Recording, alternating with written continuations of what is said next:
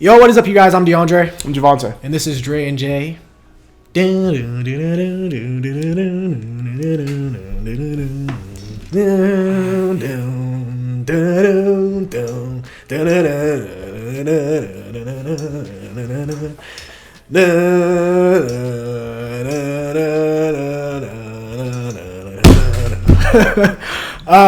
is Dre and Jay here today to do a review on House of the Dragon episode 2, and I'm gonna start out with this though. Matt Smith as Daemon Targaryen is probably growing on as far as one of my favorite Game of Thrones characters on this show, on the series for sure. I just like that motherfucker, bro. He just does what he wants, doesn't give a fuck. You know, he's just like, hey, I'll take over Dragonstone, the whole fortress. Fuck it. I'll steal the damn egg from your crypt. Fuck it. And it's like, damn, nigga, that's your own. Was your nephew's egg. But he's dead. But he's dead. He has his own kid. Which means he's like, hey, bro, I got my own kid. And the crazy thing, he ain't even got a kid yet. He's just like, hey, I'll just take it for when I have a kid. I'm going to give it to him. Yeah, he's my favorite character, too. It's something about the act. Shout to the actor, by the way. It's actually, I think it's the actor because he has a look about him where he's menacing, but also, like, very calm the way you don't see him being menacing. Like, you know deep down there's something more. There's some compassion to him. No. You don't, no, not that. I mean, deep down you know this motherfucker's really like that. Huh.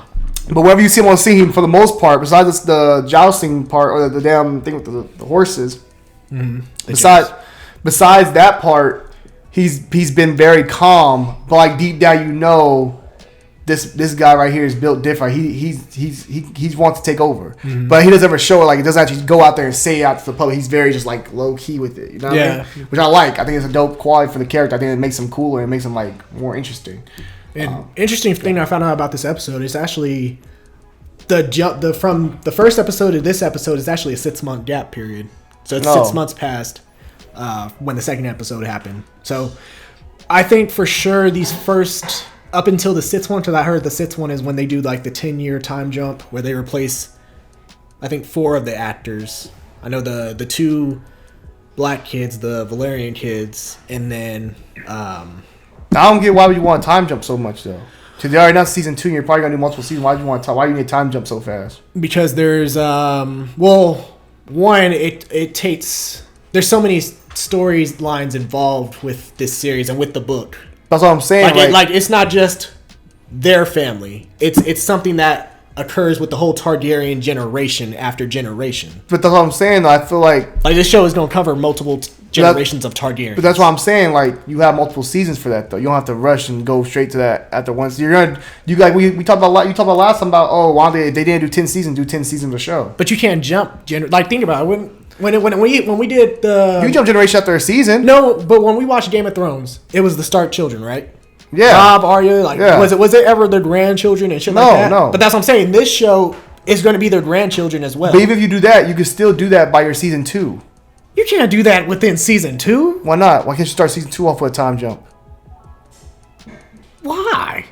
Why not? I'm saying you can still do it. You can do it. You want to do a time jump? You can still do a time jump in season 2, start season 2, and then you do another time jump, start season 3. You do another time jump, start season 4.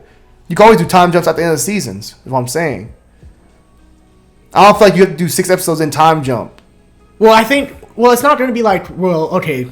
It's not going to be like they're going to do 6 episodes time jump and then they're going to time jump after that. I think they're doing the 6 episodes. Multiple generations. Well, yeah, I'm saying I think they do the 6 episodes for sure. And then they time jump 10 years. After that, then it starts slowing down, pacing itself out. I think. I don't know. But even if that's the case, I don't know. I'm saying even if that's the case, though, I'd rather you just do that with season 2 and make season 2 the time jump. I think that just makes more sense. To start off season 2 because I think it gives you more time to build with these characters, but also season 2 makes more sense if they'll say, okay, we're jumping up 6 months, or we're jumping up 10 years. It makes more sense because you guys do it 10 years later. Be like, okay, season 2 we're taking place 10 years later. I think it makes more sense. Because one thing I want to know, they've already announced season 2 coming out. Well, I'm trying to see how many years does the damn What are you looking at? I'm trying to see how many years does this thing cover. What, the book? Mm-hmm. Yes, so it spans 28 years leading up to the start of Dance of the Dragons. So then once it leads to Dance of the Dragons, Then Dance of the Dragons is going to be its own thing.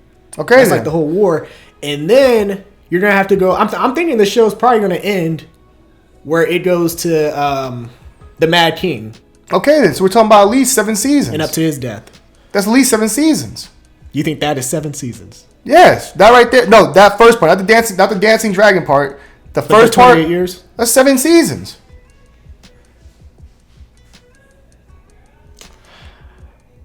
I mean, yeah, you could do that like that. I guess. I don't know. I'm just saying. We always talk about, let's make them 10 seasons. If they have to make 10 seasons, make it 10 seasons. Or 7 seasons or whatever. Yeah. I'm just saying. But, I mean, look. Let's keep moving. I mean, overall, I have no problem with it. The show's been, for me, I'm not going to lie. So, I'm weird when it comes to Game of Thrones because I'm not really crazy about Game of Thrones like everybody else is. Mm-hmm. Well, I got on very late, and I enjoyed it. This show... I like certain characters, but I'm not into it right now. Like I'm not locked into what I need to watch every week right now. I'm watching it, but I'm not like why I can't wait to watch a new episode. I'm not like that right now. Okay. It's still early though. It's a new show, new characters. I think everyone has to adjust to new characters and stuff like that. To be honest, I wasn't locked into the first season of Game of Thrones like that either. Yeah, exactly. It wasn't up until Ned Stark's death where I was like, oh shit. Exactly. Like. Yeah, exactly. You have to grow with the characters. You get to know, as you know the characters, you start to love them. You start to hate some. You know what I mean? You start to get more familiar with the story, what you're trying to get to. Right now, unless you read the books, I didn't read the books of this, so I don't know where this is even planning to go. So for me, I'm just following off the ride. And as expected, with 2 episodes, we've covered some things, but for the most part, you're still trying to learn about characters, see where everyone's alliances lie, and who are our main characters at this point, and stuff like that. Like really. Who do I like? Who do I support? Who do I not like really? Or who do I think is shady? We're still trying to figure all that stuff out. I think that takes about at least 5-6 episodes before you'll really have a clear idea if this is a show that's for you. So far, Otto Hightower, played by Rhys Ifans. He's on that Littlefinger type of scale. Because he's low-key shady. Yeah. But, some people like the shady characters, though. Yeah. So, this episode, I'm not going to lie. I was a little bit uncomfortable watching. There were some moments where I was like, it was cringe, especially when they told I'm trying to think his name, King Viserys or something, but the king, and they're telling him like, hey, you can't look weak, you got to marry somebody. So the black dude, Corlys Velaryon, he's over here talking about, oh, I'll arrange for my daughter. And when he said my daughter originally, I'm thinking like, oh, his daughter must be like about 17, 18, something like that at least. Mm-hmm. That girl, like 12 years old, man. I was like, oh, this old. I wasn't surprised. That shit was cringe. Oh, that shit was cringe. Different time period. That whole scene. Oh, well, yeah, I understand. Like, trust me, I'm not like a person weirded out where I like, oh, this is sickening. This is gross. That's how shit was back in the day. That's how shit was for that time period, for sure. But still, seeing it and hearing like the dialogue between it, like when she was talking about, oh, like my mother says I don't have to bed you until I'm 14. I was like, oh, girl, like. Yeah. I was like, hell no. I was like, man, if Chris Hansen had a time machine, they would have killed Chris Hansen in 10 minutes. Chris Hansen would have said, Chris Hansen would have had a field day with this shit. No, because when Chris Hansen would have said that shit, they would have chopped his head off and put his ass. They would put his ass on there and chopped his head off. Yeah. He would have lived about 10 minutes, probably maybe a month if he's lucky. But that shit was crazy. Chris Hansen would have adapted to new life. It's actually funny though. At the end, because he was grossed out, like he was weirded out by that, and I think that's his niece too, which is another thing, like. And the black dude was low-key said, like, wrote that all the script. He was trying to get in because obviously his wife was hoed. She didn't get the throne.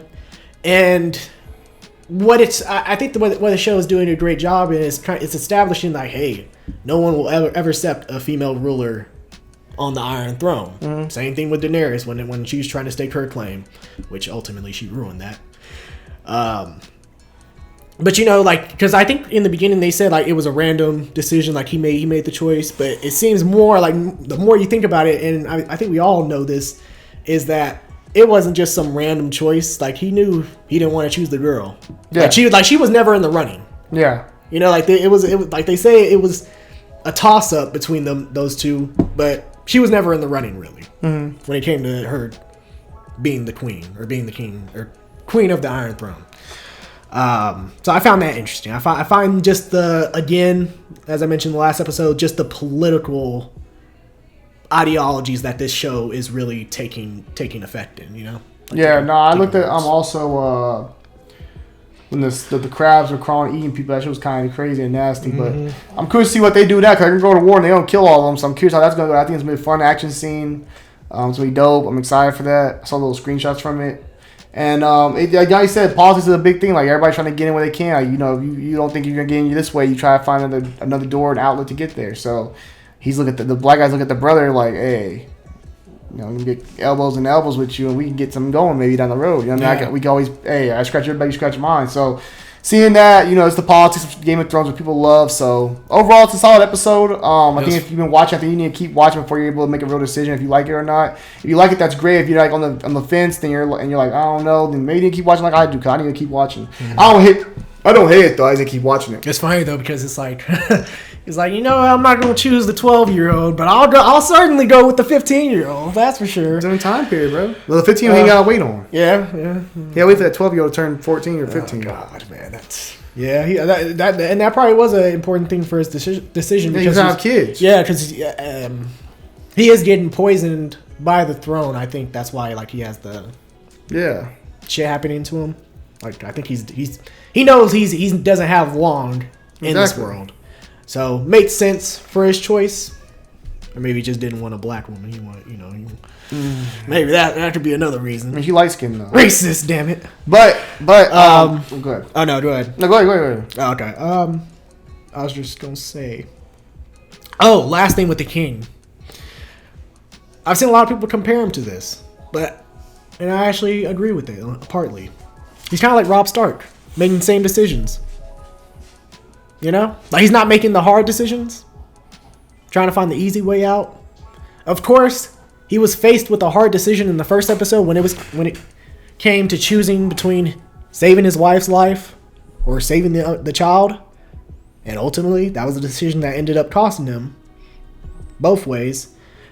So yes, he has made a hard decision, but at the end of the day, I think that's another thing where it's trauma, and I don't think he'll ever make another hard decision like that again. And I think when it comes to being a king or being a ruler, you have to make the hard choices. That's crazy. Y'all said that about Robb Stark. That's disrespectful to this new king. Robb Stark's trash. What are you talking about? Huh? Robb Stark's a trash king. Well, Robb Stark was never a king. Or trash leader. Well, damn. Okay. He sacrificed his people for a woman instead of just marrying the woman that man told him to. Okay. This is not the same thing as this king. This king has been a good ruler. Sure, you can have the child with his wife, but he's still a good ruler. But no. But people are saying this because now the Valerian dude, he joined the brother. He's joined the brother now. Exactly. Yeah. So you just lost him. Yeah. You just lost, and a thing about the black dude is he controls the seas. Yeah. So you just lost that whole aspect. Yeah. Because of that. Yeah. So that's what they're trying. What they're trying to say. I'm sorry, guys. I hate Robb Stark as a character.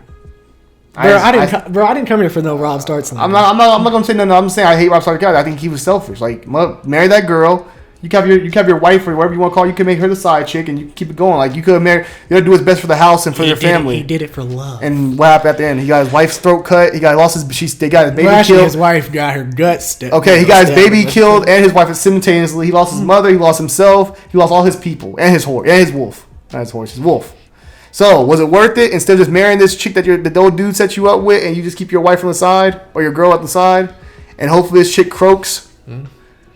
You could have made her croak and killed her, and then you've been good. You could have still married the chick you wanted to marry. Yeah, that's true. I mean, hey, exactly. Bruce Bolton did it. He married the bitch. Exactly. That's called He's selfish. Mm-hmm. Robb Stark was selfish, and people love Robb Stark. So I'm not gonna say it, but Robb Stark's a cool character. He's selfish. You know, good character. He was cool. He's selfish. He was cool. What Jon Snow done? And I don't like Jon Snow. Well, Jon Snow's okay. There's characters that make selfish decisions, but to say, he's a terrible character. But y'all were talking about this man being a ruler, bro. He won every battle. He was cool. Tell anything. You were selfish. My God, he could lead. That's the whole point. They ain't leading because you got your people killed when they needed you the most. You got everybody killed.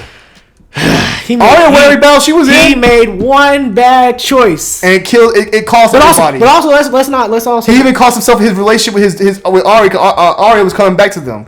He had literally old dude was bringing Arya back to the family. Okay. He cost that too. But let's also not forget, he wouldn't have had to go to Walder Frey if Theon Greyjoy wouldn't have betrayed him for sure.